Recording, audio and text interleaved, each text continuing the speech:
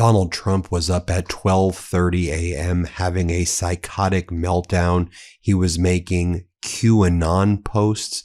He was making posts basically saying, James Comey's trying to kill me. James Comey's trying to kill me. Other reporting says he's running around the White House, panicking and screaming that he's the most powerful person to ever live in the history of the world. And then earlier in the day, he attacked Germany and said he wants to remove American Air Force bases and American military presence from inside Germany. Let me just show you what went down with receipts. And when I say Donald Trump is making QAnon posts, and QAnon's an actual death cult, which says that Donald Trump is going to engage in public executions on Capitol Hill of his political opponents of the deep state. That's what they mean when they say the storm is coming. That's a slogan of a literal death cult called QAnon. This is a post that Donald Trump made at 12:30 a.m. in the morning, just a little bit earlier. Here was his post. The storm is coming. Nothing can stop what is coming. And you see right there, you zoom in right there, you see the letter Q. It's an actual QAnon post right there from a literal death cult. Then also at 12:30 a.m., Donald Trump posted a photo that purports to be the Strait of Hormuz. And Donald Trump writes, Strait of Trump. He finds that very funny while he has a naval blockade in the Persian Gulf, while the world economy is suffering, while he is refusing to engage in good faith negotiations with Iran, and also has decided, at least for now, that he's not going to do a ground invasion, although that may change. I'll get to that in a moment. And he's going to keep an indefinite naval blockade, which he said is brilliant. It's pure brilliant. He finds this funny. He finds these memes to be humorous while gas prices are reaching record highs in the United States. People can't afford their rent. People are in foreclosure. Credit card delinquencies are at all-time highs. Student loan debt delinquencies at an all-time high. People can't afford groceries. He's doing Strait of Trump memes. I mean, what a despicable human. And then last night, again, around 12:30 a.m., rather in the morning, he goes, 86 is a mob term for kill him. They say 86 him. 8647 means kill President Trump. James Comey, who is a dirty cop, one of the worst, knows this full well. 8 miles out, 6 feet down. Didn't he also lie to the FBI about this? I think so. DJT. So what Trump is also saying there is that additional criminal charges should be brought against Comey for claiming he did not know what 8647 meant when he was speaking with the FBI when they were investigating him, when he took it down from his Instagram over a year ago and posted seashells that said 8647. One of the reasons that Donald Trump is posting that, in addition to being a psychotic maniac, is he realizes that the answer he gave Caitlin Collins in the Oval Office yesterday when he was asked, well, do you really think he was going to threaten you? Did you really feel like your life was threatened? And Donald Trump's like, probably, I don't know. That alone will kill Donald Trump's case, or will kill the case against James Comey, because that already creates reasonable doubt. I mean, there's so many reasons why this case is frivolous that one shouldn't even be one we have to get to. But Donald Trump realizes that the case is over unless Donald Trump plays a pure victim. And he goes, they threatened my life. They threatened my life. So at 12:30 a.m., he's literally playing the victim, running around the White House right now. I mean, think about this pathetic image, but this is really what's happening right now. You know, in 12:30 a.m., he's running around typing, he's killing me. James Comey, the former FBI director, has no power. He was trying to kill me by posting seashells. How utterly pathetic. The whole Trump family, just a bunch of victims. I mean, did you see?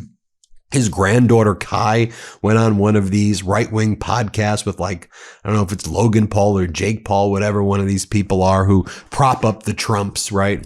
And Kai Trump was on there and she's like, you know, when people, they come up to me and they're like, your grandpa's terrible. And I'm like, but can you get to know me? Can you get to know? We do know you. You're like selling your merch in front of the White House and in front of Air Force One and grifting off that whole MAGA grift machine is what's going on. Did you see this? Here, play that clip of Kai. Let's play it. I mean, hey, some people don't like me. I mean, 50% of the world doesn't like me because of my last name, but like they don't actually know me. So like, I'm hoping if people actually give me a shot and like not look at like the last name, then I won't have any ops, but we'll see. Does that happen often? Are people screaming shit at you?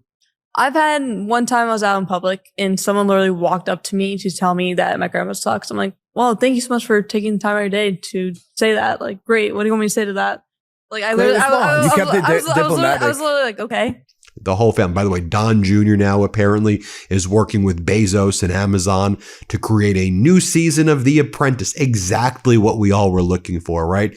I mean, after Don Jr. launched his executive branch club and charged $500,000 for access to the executive branch after trying to sell drones during this catastrophic and unlawful war, all of your crypto schemes and all of this stuff. Now we're going back to The Apprentice with Bezos after Bezos paid all of this money to Melania for her horrible documentary. This is where we're going with all while the American people are suffering. Great, Don Jr. Another season of The Apprentice. By the way, the Iranians are just mocking Donald Trump. Remember, while he was posting this psychotic meltdown 12:30 a.m. this morning or night, the day before that at 4 a.m., he posted this image of himself with an AR-15 style rifle with this AI image of, I guess it's supposed to be Iran with, all of this like flames in the background. And Donald Trump's like, no more Mr. Nice Guy. And it's like a weird AI meme of him. Iran can't get their act together. They don't know how to sign a non-nuclear deal. They better get smart soon, DJT. And the Iranian embassy is like, when you post at 4 a.m. in the middle of sleep, it doesn't get any better than this. And then they write, other narratives arrive. When you eat too much at dinner, drift into a restless sleep, suddenly wake up and start writing, imagining the continuation of your dream. Folks, they are just mocking him over and over and over again. And it is quite embarrassing. Also, you have Iran's parliament leader, MB Ghalibaf, saying, okay, Donald, 3 days have passed. Didn't you tell everybody that Iran was supposed to blow up? Because apparently your understanding of mechanical engineering is that the pipes were going to be so filled with oil, it just blows up Iran. Like, yeah, that didn't happen, Donald. What are you talking about? But as Donald Trump is making these psychotic posts saying, Comey's going to kill me, Comey's going to kill me, while you're posting this QAnon stuff, while you're posting, all of these attacks on NATO, he's also calling Barack Ravid over and over again. Barack Ravid is Donald Trump's personal stenographer. He's one of Donald Trump's chief outside propagandists. Caroline Leavitt is Trump's in-house propagandist. But Barack Ravid works for Axios. And when Trump wants to manipulate markets or just have somebody write exactly what Donald Trump says and filter it through something that's perceived as a credible news outlet, whether you believe that or not with Axios, Barack Ravid's Trump's first go-to guy. He's got a bunch of others, but Barack Ravid's like his go-to guy. And so this was the scoop from last night from Barack Ravid. Trump is slated to receive a briefing on new plans for potential military action in Iran today from CENTCOM Commander Admiral Brad Cooper. Two sources with knowledge told me. Why this is important. The briefing signals that Trump is seriously considering renewing the fight in Iran, whether to try to break the deadlock in negotiations or to deliver a final blow before the end of the war. Didn't you say, Barack Ravid, that I thought the war ended weeks ago? Weren't you the guy who posted that everything is open and everything is great and Iran agreed to give the nuclear material to Donald Trump and their excavators are going to work with ours to give the nuclear material over? Barack Ravid, I thought this war, I thought we win it, we obliterate. I thought we won it last June. Didn't you say Midnight Hammer, total obliteration, and all the nuclear stuff was, wait a minute, we're still Barack Ravid, what do you mean you're telling me that you weren't telling me the truth? I mean, how utterly pathetic is this that with no sense of shame, this guy goes and writes that? Meanwhile, oil prices, as Iranian state media points out, $122 a barrel. That's the futures price. The spot price right now, if you're buying crude in the United States, $240, $250 right now. Why do you think gas prices are above, on a national average, above $4.30, $4.40, hitting $5? I think we're $4.99 in most places. California, it's $6 a gallon. But the spot price, what people are actually buying oil for right now, currently spot price, that's $240, $250 per barrel. The futures is what is $122 per barrel. Oh, and the bond market. Oh my God! Do you see the Treasury yields right now? The 10-year, 20-year, 30-year, 2-year Treasury yields are reaching numbers that are unsustainable right now. And it should also be noted, did you see this right here? As Derek Grossman points out, the Trump administration, you have a problem. Your good friend Pakistan appears to have just opened 6 overland links to Iran, helping the regime bypass your counter blockade in the Strait of Hormuz. This will help Iran continue to resist U.S. pressure. Islamabad double deals America again, according to Derek Grossman. But we always knew Pakistan was allied with Iran. I mean, they've always been very close to each other. Pakistan gave Donald Trump crypto money early on. They told Donald Trump he should get the Nobel Peace Prize for stopping the war between India and Pakistan. But right now, I mean, it appears that Pakistan is helping Iran. I mean, more so than the United States. And meanwhile, have you seen every night right now in Iran? The people are like partying there every night. I mean, remember Donald Trump and Netanyahu? They like hacked into Iranian TV the first night of the unlawful invasion, and they beamed their faces as though the Iranian people were going to be like, Donald, Netanyahu, thank you. We appreciate you. I mean, like, we do realize that you're enablers and causing genocide in Gaza and Lebanon. Like, you think the people of Iran are going to be like, this is what we want. I mean, the people were the opposite, but you've united people around the Ayatollah and around this regime. I mean, just take a look at the sites from the past night or so. Here, play this clip.